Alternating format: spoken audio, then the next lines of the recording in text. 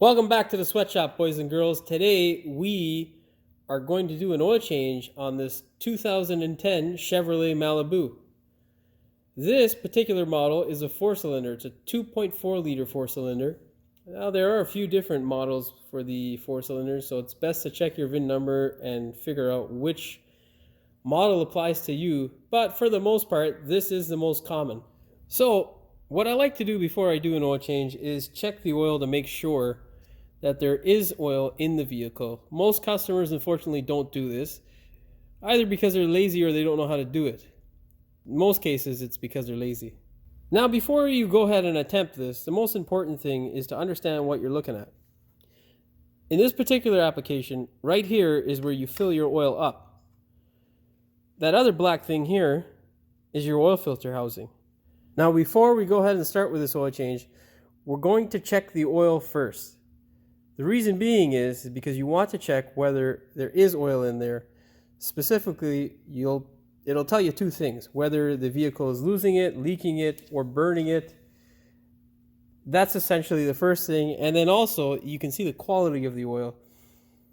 You can tell a lot by the quality of the oil. So let's go ahead and pull this dipstick and see what it looks like. Now you can see there's a bit of oil. Doesn't look too bad. It's a nice brown golden type color, which indicates as the motor is running fairly well.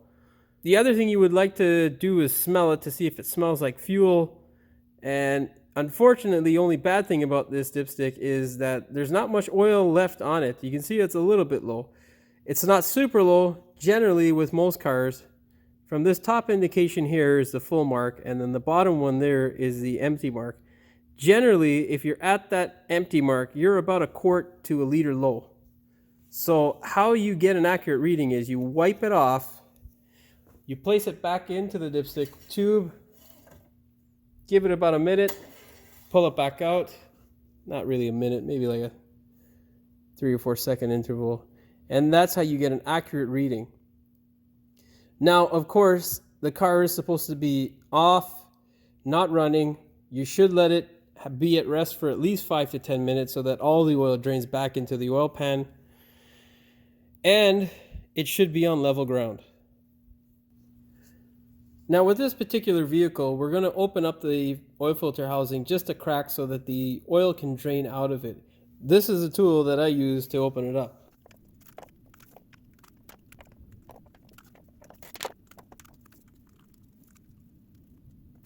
Once you've backed the oil filter housing off a little bit, you're going to get your handy dandy jack, place it under the cross member in a secure spot, and jack away.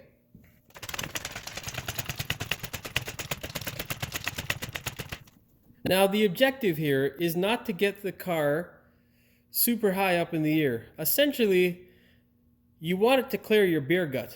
That there is success.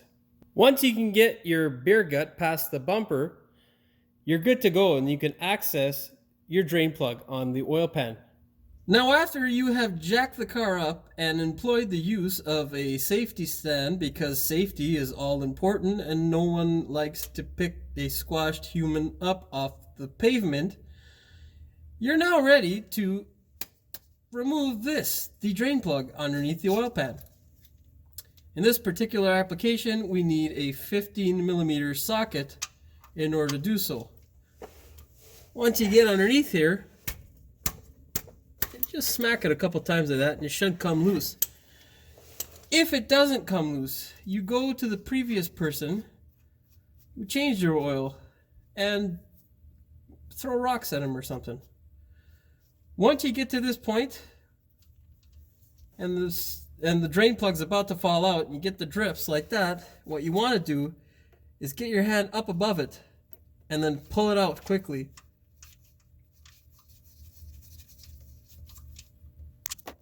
Just like that.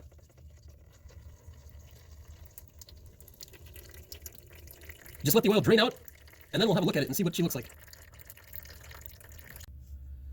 Now once you get to this point, you can put your drain plug back in. Before you put your drain plug back in, what you want to do is inspect the gasket for any tears, cracks, or damage. If there is none, you can take your fingernail and just check and see whether it's rock hard. If it is, you should replace it. If it isn't, you can reuse it. All you're going to do is put it back in and thread it on. It should go on nice and easily without any kind of hiccups. If it does have some hiccups, take it out and inspect it for any kind of dirt or crap that may be on the bolt. Now, really important here, a lot of people mess this step up. You just have to tighten it a bit.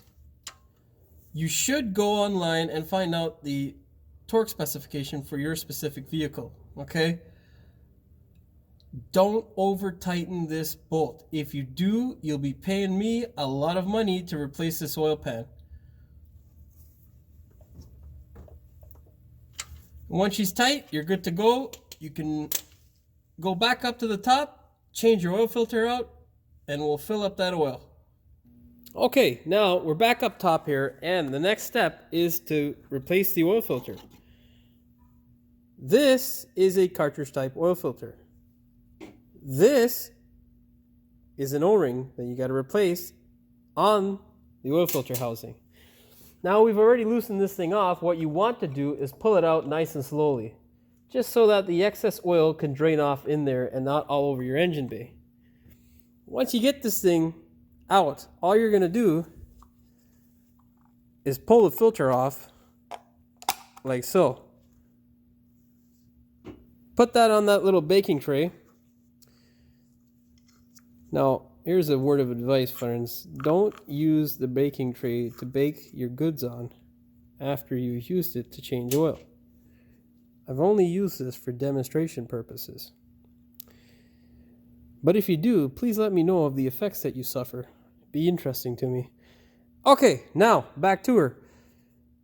Now you take your new O-ring, stick it on, ever so gently, just pry it over the top and work it down. Don't be afraid that it's collecting all that nice oil. We need it there. Now, do a full 360. Make sure the oil is smeared around the O-ring. Take your oil filter, clip it into place. Now you want to put a little bit of oil on this green O-ring, and you can put it back in to the oil filter housing. Just crank it hand tight until you hit that O-ring, and then you can use the adjustable wrench to tighten it up the rest of the way. Now let's tighten that oil filter up. All you're going to do is just snug it up, and then just give it a little bit more after that. You don't want to go too tight on it. There is a torque spec on it, and you're more than welcome to torque it to that spec. That's that. Next step, fill your oil up. Now I can hear you asking the question, what kind of oil do we put in it? Luckily enough, GM put it right on the cap. Now, see that little book there? That indicates that the information that you're looking for is also in your owner's manual.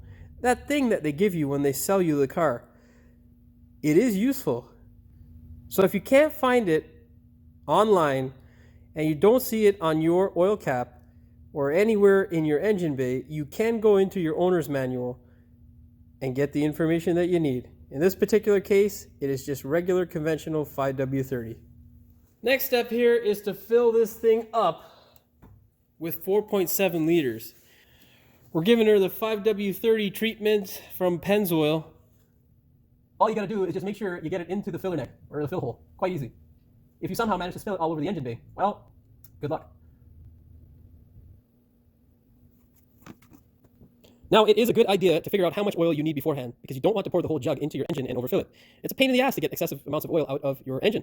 It is much easier to add oil than to remove it. After you fill the oil up, the next step is to check how much oil is on the dipstick. Pull it out, wipe it off, stick it back in, and there's your reading. It is full. Now you would think we're done here, but in fact, the vehicle isn't full. If you remember, we had the oil drain out of the oil filter housing. So, in order to get that oil back into the oil filter housing and get an accurate reading, we need to, in fact, start the car up, let it run for about 5 seconds, shut her back down, give it about 5 minutes until you check the oil level again, and then you top up as needed. That, my friends, will give you an accurate reading as to how much oil is in your engine.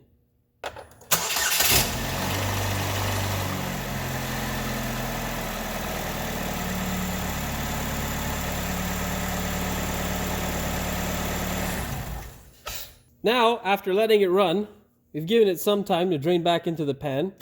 Pull your dipstick out, wipe it off, put it back in the dipstick tube, pull it out once again. And there you have it. It's kind of hard to see on camera, but it is not full. It still needs, I would say, about 3/4 of a liter. So we're going to go ahead and top it up. And that is precisely why you do not check it on the first attempt. Go ahead, start the vehicle, let the stuff drain back into the oil pan, and then recheck it, and you'll get an accurate reading of what your oil actually is.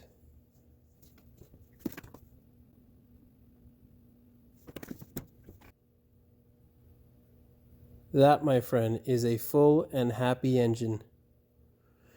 That's it, folks. You are now a real mechanic. You have done your first oil change. Now all you got to do is write yourself a reminder to change it at the appropriate interval recommended in your owner's manual. If you found it helpful, please like, share, and subscribe. And don't forget to hit the bell icon so you never miss one of my new videos. We'll see you in the next one. If you found it helpful and entertaining, please like, share, and subscribe. And don't forget to hit the fucking cocksucker.